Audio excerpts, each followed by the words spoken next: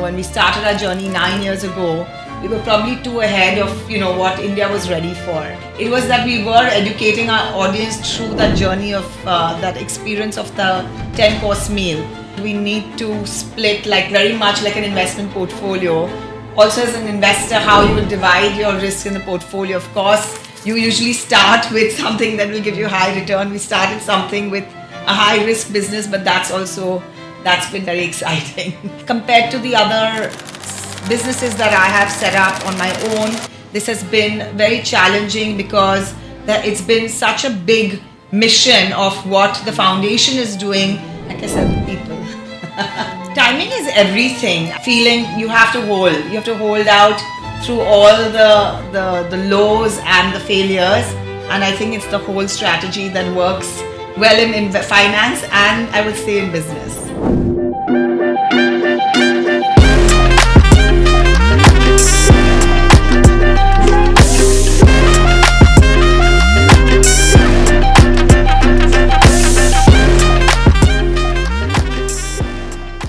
Hello everyone and welcome back to another exciting episode of House of Equentis.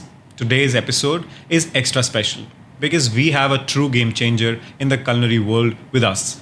She is not just redefined the fine dining experience, but has also made history as the first Indian female restaurateur on the prestigious Asia's 50 Best Restaurants list.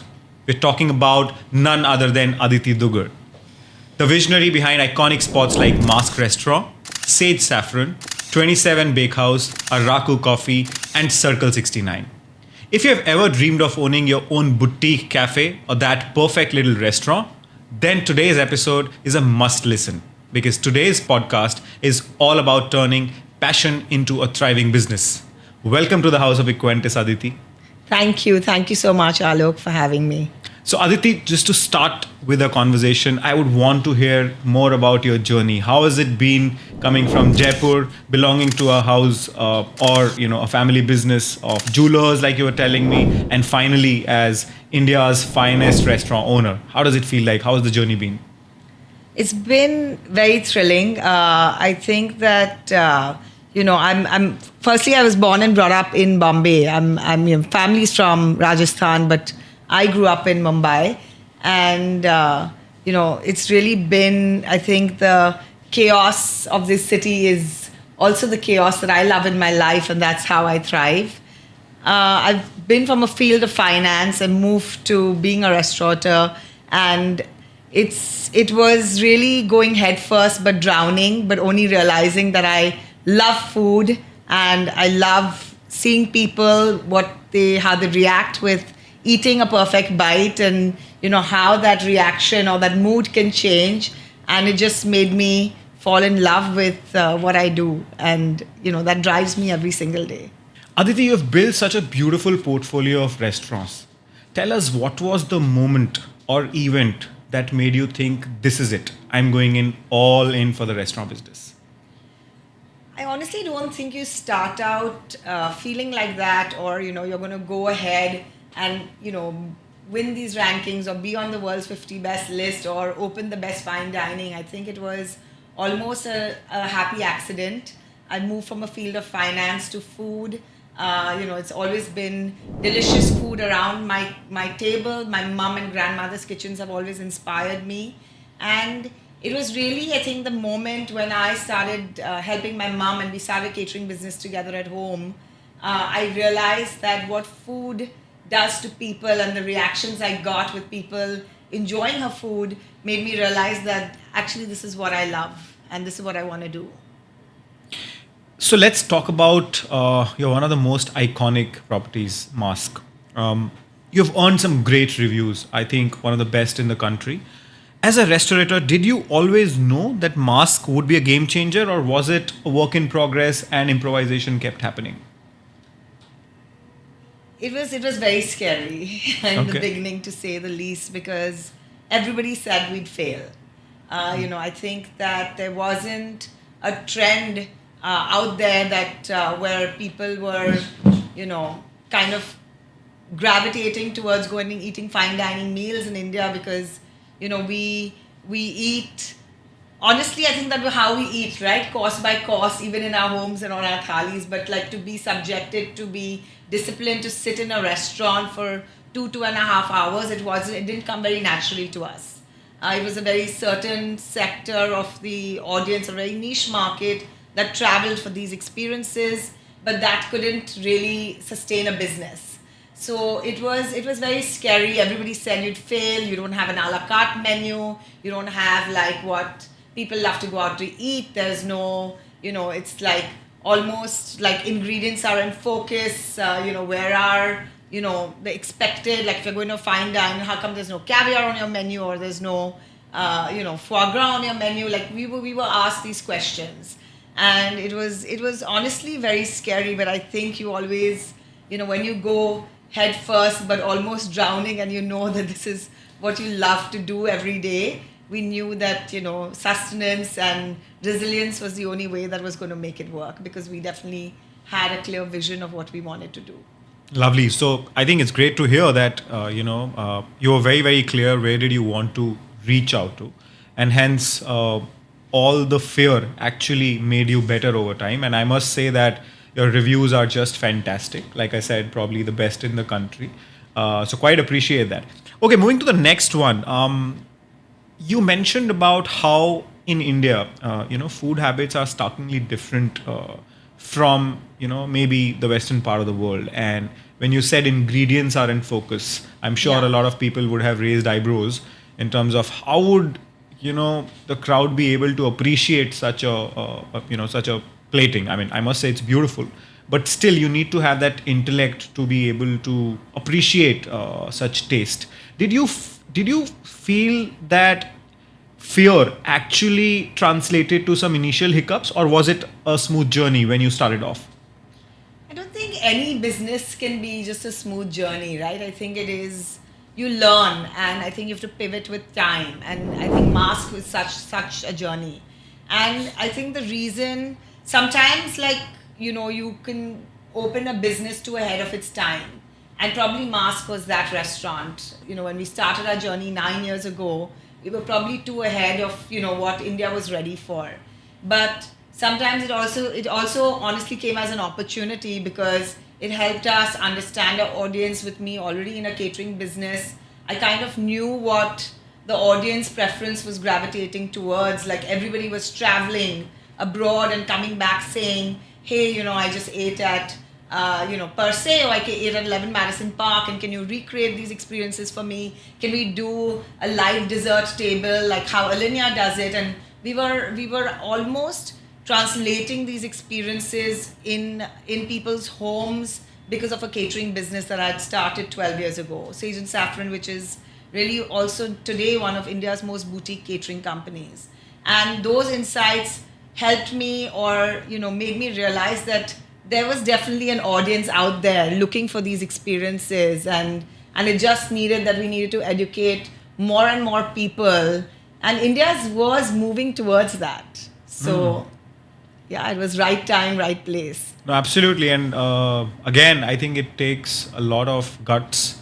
It takes a lot of bravery to accept the fact that the place that you made 9 years back was quite ahead of time. I mean, it's of course a risk, but I'm sure the risk has paid off pretty well. Yeah. Tell me something which I've been thinking for quite some time. What is the story behind this name? Why Masque? So I think very much like any artist, right? Like for us, the language of food was art. It was almost like we were creating a theatre. And Masque actually means it's a 16th century theatre.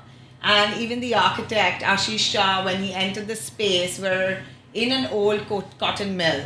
And it felt like, the ceiling heights are like 20 feet.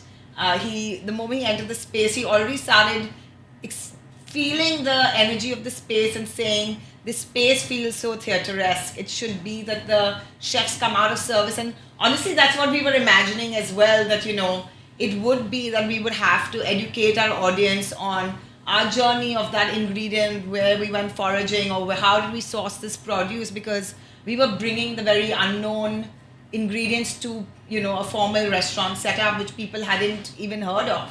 Like, hisalu from Uttarakhand, or sibat from Ladakh, or, chocolate from Pondicherry. So it was that we were educating our audience through that journey of that experience of the 10-course meal. So we did, the chefs came back from behind the big drop curtain, or he said, oh, we should have fluted walls. So that became part of the design philosophy very unknowingly. It wasn't that we were trying to make it a theater, but the name and the vision of the design almost married each other. And I feel even today, the way the restaurant is built, it's built for longevity. It's not the design doesn't fade. I think I'm pretty impressed by the thought process that I've heard till now. You began or studied finance, have an appreciation for theatre, named your restaurant behind, some 16th century theatre, as you call it, Masque. So I'm just, thinking that magic had to happen, because if finance comes with theatre and then comes with food, I don't know what's magic, what's left at the table. So I'm sure, when the customers... Delicious food. Yeah, absolutely. So when the customers come, when they have food at Masque and when they leave, I'm sure they're a tad bit more intelligent because you educate them also. But tell me now, all of this, setting up this big dream, turning that big dream into reality, I'm sure it would have required a lot of planning, a lot of, monetary, I would say, support. How did you go about that journey? Initially, it came from a lot of our own savings. And then, of course, we also reached out to, within the family, I have a cousin who's a silent investor in the business. And then just plowing back all our profits all the time back to grow the business. That's what's built the larger brand portfolio, which is called Urban Gourmet India Private Limited, under which we house all these brands. And for someone who's wanting to start or get into the restaurant business, how would you recommend or suggest he or she should go about, planning the entire finance part of it? Because money is critical. And like you said, it requires a lot of money to set up something as marquee as Masque. So how do you recommend people go about it? I think that there are so many different types of restaurants, right? You can start a restaurant with a 30 lakh rupee budget, going to a fine dining restaurant, which could also cost a couple of crores. So I really think it's the kind of restaurant business you aspire to build. I think that over the years, we've also realized that we need to split, very much like an investment portfolio. You have to have different asset classes, right? So Masque is probably a high risk restaurant, because fine dining is not, it is a high risk business, because it's, the number of people or the skill set required to run a business like this, everything is high investment, the decor, the setup, everything has to be unique to set you apart, right? Like, how do you otherwise sustain yourself in a high end or a high luxury business? But then we slowly over the years, like Sage and Saffron for me is a high, return on my investment, because it gives me that margin, or like catering gives you that margin. So it's a very stable business. And now we just got into 27 Bakehouse, which is a QSR business. And that's going to give us, again, high return. I think it's how you, also as an investor, how you would divide your risk in the portfolio. Of course, you usually start with something that will give you high return. We started something with a high risk business, but that's been very exciting. Honestly, it's like an investor who gets very excited with high risk.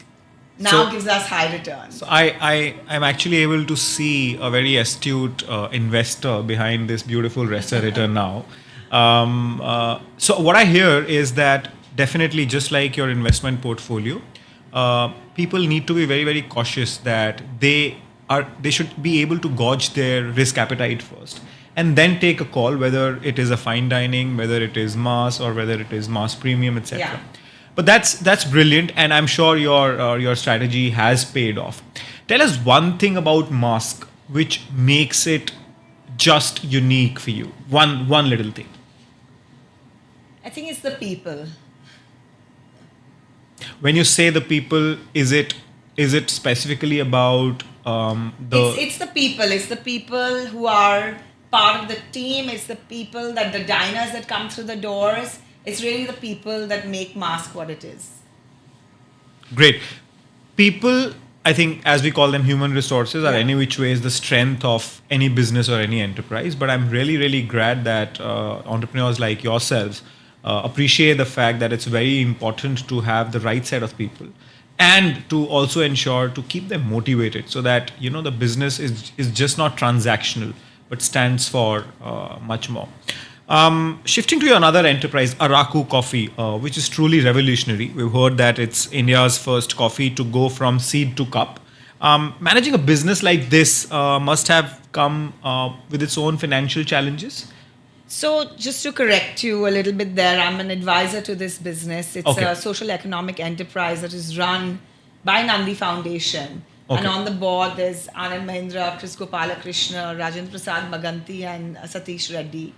And it honestly started out for them as a transformation story where the barren land in Araku was kind of transformed through practices of regenerative agriculture, and now they grow literally world-class coffee and probably the largest landmass of organic coffee in the world.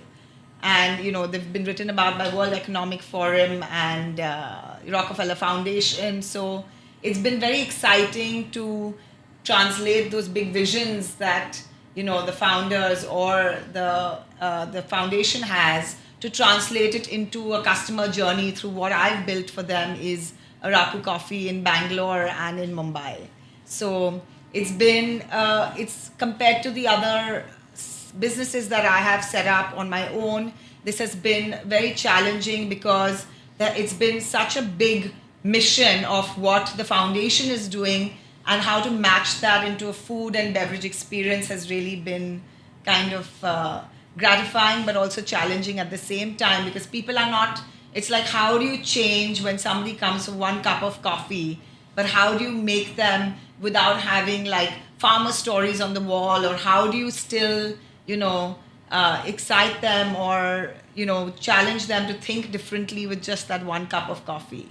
And it's been amazing. I've been connected to the brand the last 4 years, and it's added a lot to my journey as well. Quite interesting. Quickly moving on to our next segment, Aditi. It's called Recipe for Wealth. While you have already answered a couple of questions, which is like, how did you go about financing your first restaurant, which you said was, your family and, one of your cousins who was a silent investor. Of course, you talked about diversification strategy and how one should, sort of hedge their risk. Tell us, if you had to set up a restaurant emergency fund, what would be the first thing you would save for? Like I said, the people. Wow. So you would... And I think that was very apparent, like all of us went through that during COVID, right? So absolutely, I think absolutely. Keeping the right people on with us and connected to what we wanted to build has taken us a long way. Because you mentioned COVID, I'll just extend this question. In investments, when we make investments, we say timing is the key. And of course, COVID, while it's behind our backs, but it was very, very challenging. Maybe the worst that we could see as human race, not only from, a devastation perspective, but also from lives literally ruined in every means. How important is timing in restaurant business, and how do you navigate such challenges? Timing is everything, I think, and also just because you mentioned COVID and like we spoke about COVID, I'll say that, we started out Masque with a very different vision, but and like I said, it was maybe too ahead of its time, but then honestly, slowly towards moving ahead, we realized, and then when COVID hit us, we realized that there were a lot of things that we hadn't solved for. And actually that time, helped us to recorrect and kind of take new measures of what we wanted to do as a restaurant or even as a restaurant business. So yes, I think timing is everything. Great. Tell us, just like the stock market, if you were to pick up one dish at Masque and really invest in it so that you could see a long-term, I would say, value generation from it, what would it be? So I think like keeping the right people, and like we spoke about COVID, I'll say that, we started out Masque with a very different vision, but it and like I said, it was maybe too ahead of its time, but then honestly, slowly towards moving ahead, we realized that there were a lot of things that we hadn't solved for. And actually that time, helped us to So there isn't just one dish because every menu changes. So there isn't one signature dish in every. Masque doesn't have a signature dish. I think the beauty about Masque is the innovation that no two menus are ever alike. It changes with seasonality, and every 3.5 months the menu goes through a full overhaul. But I think that every menu will have a signature, so it be. And it for this menu, I think my signature dish that I love is there is a koji dosa, almost like the trending bene dosa, and it comes with a curry and sunchokes, and then there is and the curry is inspired from the Bant community in Mangalore, and it comes and then we do it with like a pori cashew chutney and with sancho chips, and I think that is very celebratory, and I think that is a signature to this menu. Interesting.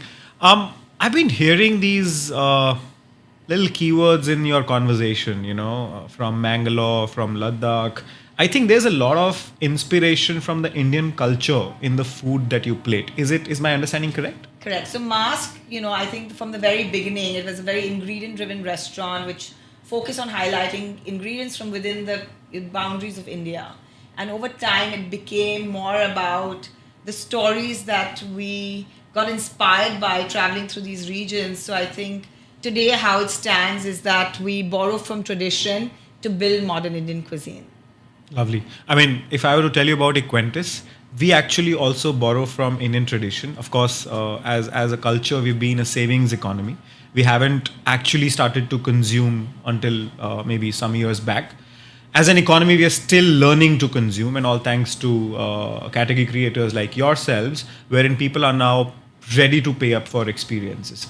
But coming back to Equentis, we help we actually handhold people in their journey to create wealth over long term, so that actually they could not only appreciate experiences like yours, but could also afford them more frequently. I'm sure that's where that's what's happening. That's what's happening. So great. A little about the business economics, Aditi. What's your average ticket size? If it's not a confidential question. No, not at all. It's listed on our website.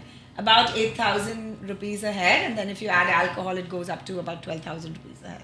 Oh, lovely. And are there any peak seasons like typical restaurant business in fine dining also, or is it? I mean, it's. I think it's peak season all year round. I think the economy has been amazing, as you just mentioned. The restaurant's packed. You can't get a table easily at Masque. If you call on the day off, you'll never be able to get a table. You have to at least book 2 weeks in advance. So I think that India, the way people are consuming is also so different right now. You're also planning your meals ahead of time. And you definitely can't just walk into Masque on the day off. You want to dine. You can't just walk into the restaurant. You have to at least plan 2 weeks in advance. 2 weeks? Minimum 2 weeks. Sometimes, you'd probably need in season time. So I was actually, during season time, when you were asking me that when is season time, it's actually all year round, because now we're seeing a big influx of international guests, especially in between the month of November and March. And the restaurant, suddenly you see about 70% international guests and about 30% locals. And that changes because the locals are not able to get reservations during season. Sometimes it's so frustrating. Even our closest friends will be complaining. And then, then the whole equation changes between April to November. It's like, the restaurant becomes nearly 60% locals and 40%. So we're seeing that trend. Lovely. Okay, now it's time for some fun, okay? This is the last section, so we'll not bother you anymore. We'll have a quick rapid fire round, right? Top of the mind answers. We don't need you to think, all right? What's your favorite cocktail at Masque? Anything with tequila and yuzu. All right. What's your guilty pleasure? Vada pav. Oh, lovely. Sweet or savory? Both. Fine dine or street food? Street. You run Masque and you go for street. I mean, that's I love contrasting. street food. If you could only run one restaurant for the rest of your life, which one would it be? Masque. You've got $500 to spend in a Michelin star restaurant. Where are you going? Disfrutar Okay. in Spain. If you could invest in any food trend right now, what would it be? I'm researching a lot with alternate medicine, and I'm actually during COVID is working on a health product, and I want to see that actually take some shape. You have a restaurant budget of 10 CR. What's the first thing you would spend it on? Decor, staff, or ingredients? People. Wow. I think you're a completely people's person, right? That's awesome. Now, Aditi, before we sign off, one last question for you. What's the one thing you want every aspiring restaurateur to know about balancing business, passion, and finance?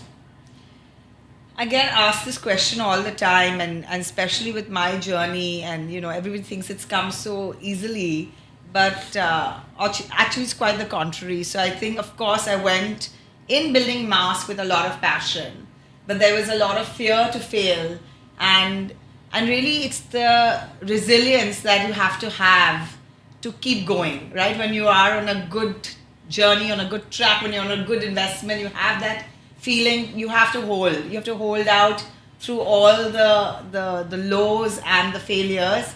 And I think it's the whole strategy that works well in finance, and I would say in business. Thank you, Aditi, for summing it up so beautifully. I think for all our viewers, resilience, consistency, and holding up, during the lows and the highs, that's what will make you a successful, I would say, entrepreneur, be it a restaurateur like her, be it an astute investor like many of us who want to invest in the stock markets but are afraid to go about. I think consistency is the key. And I mean, none other than Aditi is here, and she has shared her journey building a marquee restaurant like Masque. Took a lot of it. So I'm sure we would all learn from this and look forward to creating our own dreams and turning them into reality. Thank you so much for joining us, and we'll be back with another interesting episode very soon. Thank you so much, Aditi. Thank you so much.